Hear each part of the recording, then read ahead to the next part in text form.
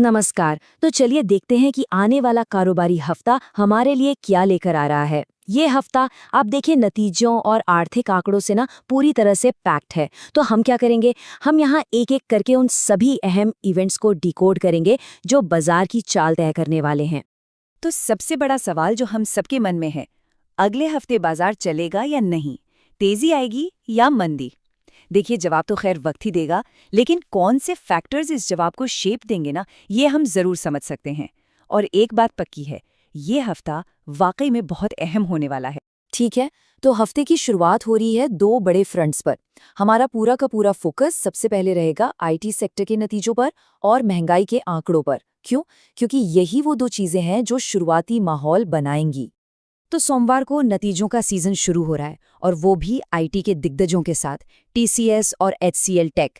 देखिए, ये वो कंपनियां हैं जिनके नतीजे सिर्फ आईटी सेक्टर का नहीं, बल्कि हम कह सकते हैं कि पूरे बाजार के सेंटिमेंट का मूड सेट कर देते हैं। और इतना ही नहीं, इसी दिन भारत के महंगाई के आंकड़े भी आ रहे हैं।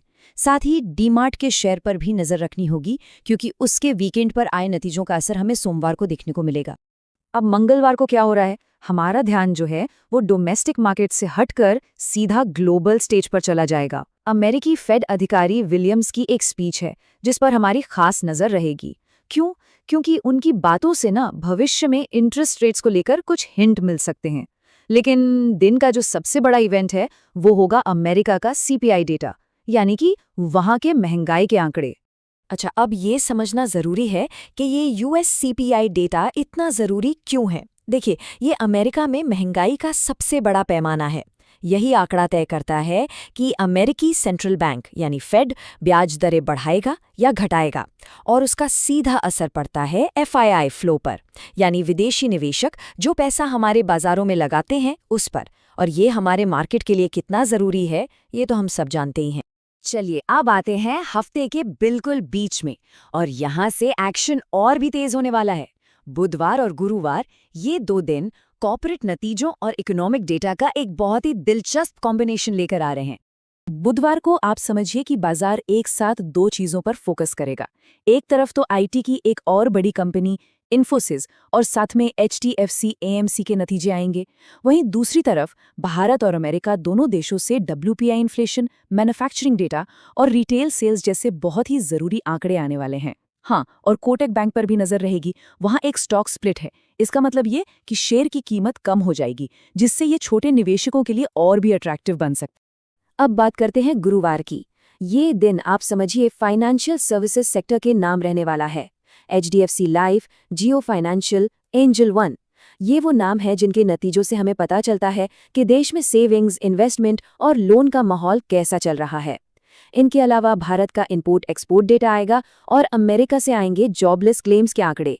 ये दोनों ही डेटा दोनों देशों की इकोनॉमी की हेल्थ पर काफी रोशनी डालेंगे। और अब हम पहुंच गए हैं हफ्ते के उस मोड़ पर जिसका हम सबको इंतजार रहता है। जी हाँ, बात हो रही है शुक्रवार और शनिवार की, जब बाजार के सबसे बड़े, सबसे प्रभावशाली खिलाड़ी अपनी रिपोर्ट कार्ड पेश करेंगे। शुक्रवार मतलब एक ही नाम, रिलायंस इंडस्ट्रीज। आप मानकर चलिए कि शुक्रवार को बाजार की पूरी कहानी इसी एक नाम के इर्द गिर्द घूमने वाली है। हर किसी की नज़र इस दिग्गज कंपनी के नतीजों पर ही टिकी होगी, क्योंकि इसके नंबर्स में पूरे बाजार के सेंटिमेंट को एक दिशा देने की ताकत है।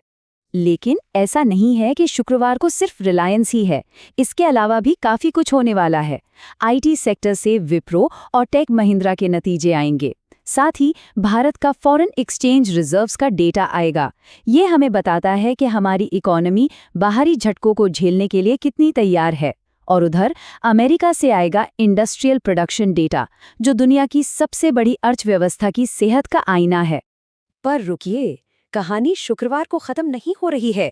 इस बार शनिवार बहुत खास है। क्यों? क्योंकि इसी दिन देश के सबसे बड़े बैंक अपनी रिपोर्ट कार्ड पेश करने वाले हैं। शनिवार को एचडीएफसी बैंक और आईसीआईसीआई बैंक, इनके नतीजे सिर्फ इनके शेयरों के लिए ही जरूरी नहीं हैं, बल्कि ये पूरे बैंकिंग सिस्टम और हमारे इकोनॉमी के लिए एक लिटमस टेस्ट की तरह हैं। इन नतीजों से पता चलता है कि लोन की ग्रोथ कैसी है, देश में इकोनॉमिक एक्टिविटी कितनी मजबूत है। इनके साथ ही हाँ, सीमेंट सेक्टर से जेके सीमेंट पर भी हमारी नजर रहेगी। तो इस एक्शन से भरपूर हफ्ते के बाद आखिर हम सब कहाँ खड़े होंगे? इतने सारे आंकड़ों और नतीजों से हमें क्या संकेत मिल रहे हैं? चलिए समेटते हैं। तो देखिए, इस हफ्ते की कहानी कुछ इस तरह से आगे बढ़ेगी। शुरुआत होगी आईटी नतीजों से, जो एक माहौल तैयार करेंगे। फिर बीच में आएंगे महंगाई के आंकड़े, जो सेंटिमेंट को या तो ऊपर ले जाएंगे या फिर नीचे। और हफ्ते का क्लाइमैक्स वो होगा रिलायंस और देश के टॉप बैंकों के नतीजों के साथ, जो हमें कॉर्पोरेट इंडिया की असली सेहत की तस्वीर दिखाएंगे। और इन सब का जो मिला जुला असर होगा, वही बाजार की अगली चाल तय करेगा। तो सबसे बड़ा सवाल यही बचता है कि इन सभी ट्रिगर्स के सामने आने के बाद बाजार किस दिशा में कदम बढ़ाएगा? क्या हम एक मजबूत तेजी देखेंगे या फिर प्रॉफिट बुकिंग का दबाव हावी रहेगा? खैर, इसका जवाब तो हमें आने वाले ट्रेडिंग सेशंस में ही मिलेगा।